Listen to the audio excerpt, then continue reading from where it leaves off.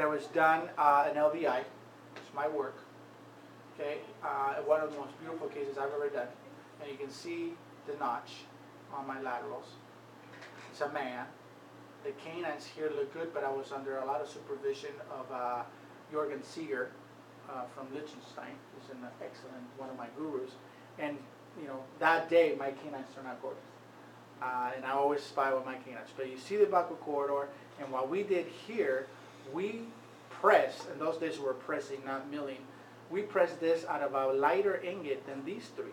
Remember the chroma as we go back. So these, if you're familiar with pressables, these are 01 ingots, which has a little bit more white, and these are TC1 ingots, a little bit more yellow on.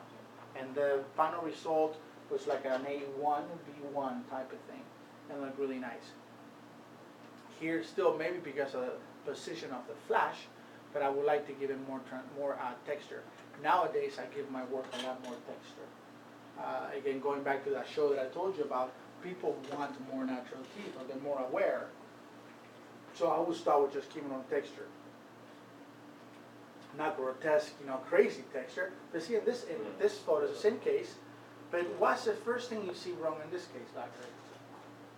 Well, the gingival architecture is a little, it looks to me like number 8 could have had a little longer from the gingival portion, not incisively, but gingivally.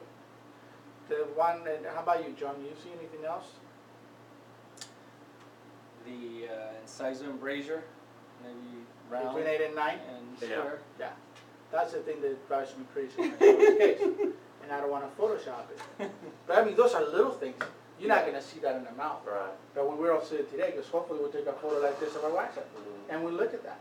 You know, and if you take a photo like this of your patient, you know, of your wax up, and you tell your patient, this is what I'm looking at, that patient's going to love you and it's going to respect you because you just took a nice digital photo, you put it on a nice screen, and even if it's ugly, you're like, wow, this guy's just going out of his way. I mean, that is pretty cool to look at a nice photo. So I think photography has a lot to do with your work. No matter what you do, you got to know how to use a camera. If not a software, at least your camera has to be properly exposed, and you got to show really good photos to your guys. You know, I think it's very, very nice to have that talent.